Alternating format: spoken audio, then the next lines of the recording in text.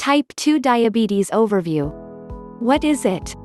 When you have this disease, your body does a poor job turning the carbohydrates in food into energy. This causes sugar to build up in your blood. Over time, it raises your risk for heart disease, blindness, nerve and organ damage, and other serious conditions. It strikes people of all ages, and early symptoms are mild. About 1 out of 3 people with type 2 diabetes don't know they have it. What will you notice first? People with type 2 diabetes often have no symptoms. When they do appear, one of the first may be being thirsty a lot. Others include dry mouth, bigger appetite, peeing a lot, sometimes as often as every hour, and unusual weight loss or gain. Later symptoms. As your blood sugar levels get higher, you may have other problems like headaches, blurred vision, and fatigue. Signs of serious problems. In many cases, type 2 diabetes isn't discovered until it takes a serious toll on your health. Some red flags include cuts or sores that are slow to heal, frequent yeast infections or urinary tract infections, itchy skin, especially in the groin area. It can affect your sex life. Diabetes can damage blood vessels and nerves in your genitals. This could lead to a loss of feeling and make it hard to have an orgasm. Women are also prone to vaginal dryness. About 1 in 3 who have diabetes will have some form of sexual trouble. Between 35% and 70% of men who have the disease will have at least some degree of impotence in their lifetime. Risk factors you can control. Some health habits and medical conditions related to your lifestyle can raise your odds of having type 2 diabetes, including being overweight, especially at the waist. A couch potato lifestyle. Smoking. Eating a lot of red meat, processed meat, high-fat dairy products, and sweets. Unhealthy cholesterol and triglyceride levels. Risk factors you can't control.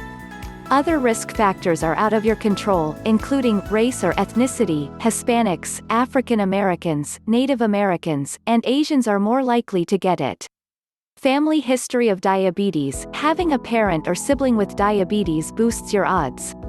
Age, being 45 and older raises your risk of type 2 diabetes. The more risk factors you have, the more likely you'll get type 2 diabetes. Risk factors for women. You're more likely to get type 2 diabetes later on if you had gestational diabetes when you were pregnant, delivered a baby that weighed over 9 pounds, had polycystic ovary syndrome. How does insulin work? In a healthy person, insulin helps turn food into energy. Your stomach breaks down carbohydrates into sugars. They enter the bloodstream, prompting your pancreas to release the hormone insulin in just the right amount. It helps your cells use the sugar for fuel. Metabolism mishaps. In type 2 diabetes, your cells can't use sugar properly. That means there's a lot of it in your blood. If you have a condition called insulin resistance, your body makes the hormone, but your cells don't use it or respond to it like they should. If you've had type 2 diabetes for a while but haven't treated it, your pancreas will make less insulin. How is it diagnosed? Your doctor will take some blood and do an A1C test. It shows your average blood sugar level over the past 2 to 3 months. If you already have symptoms, he might give you a random blood glucose test, which shows what your current level is. Your diet makes a difference. You can control blood sugar levels by changing your diet and losing extra weight. That will also cut your risk of complications. Carefully track the carbs in your diet. Keep amounts the same at every meal, watch how much fat and protein you eat, and cut calories. Ask your doctor to refer you to a dietitian to help you make healthy choices and an eating plan. Exercise is important. Regular exercise, like strength training or walking, improves your body's use of insulin and can lower blood sugar levels. Being active also helps get rid of body fat, lower blood pressure, and protect you from heart disease. Try to get 30 minutes of moderate activity on most days of the week. Relaxation is key. Stress can boost your blood pressure and blood sugar. Some people don't do anything for it. Others turn to food to cope with it. Instead, practice relaxation techniques like deep breathing, meditation, or visualization. Talking to a friend, family member, counselor, or a religious leader could help. If you can't beat it, reach out to your doctor. Oral medications can help. If diet and exercise can't get your blood sugar under control, your doctor may add medication. There are many types of diabetes pills available. They're often combined. Some work by telling your pancreas to make more insulin. Others help your body use it better or block the digestion of starches. Some slow insulin breakdown. Insulin, it's not just for type 1. Your doctor may prescribe insulin early in your treatment and combine it with pills. It can also help people with type 2 diabetes who develop beta cell failure. This means the cells in your pancreas no longer make insulin when blood sugar is high. If this happens, insulin will become part of your daily routine. Non-insulin injectables. Drugs called non-insulin injectables are available for people with type 2 diabetes. These injectables cause your body to make insulin to control blood sugar levels. Why blood sugar testing matters. Your doctor can show you how to use a glucose meter to check your blood sugar. This lets you know how your treatment plan is working. How often and when you test will be based on how well controlled your diabetes is, the type of treatment you use, and how stable your blood sugar is.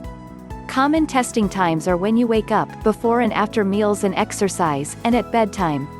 Heart and artery troubles. If you don't treat diabetes with a healthy diet and exercise, you're more likely to get plaque in your arteries than people who don't have it. This sticky substance slows blood flow and increases your risk of clots. It leads to hardening of the arteries, called atherosclerosis, which makes you more likely to have a heart attack or stroke. About 2 of 3 people with diabetes die of heart disease. Kidney complications. The longer you have diabetes, the greater the chance you'll get chronic kidney disease.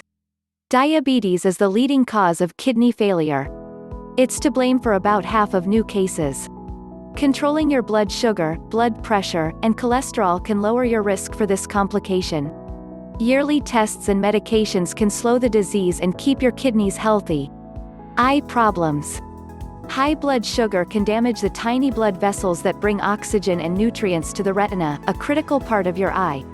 This is known as diabetic retinopathy, and it can lead to vision loss.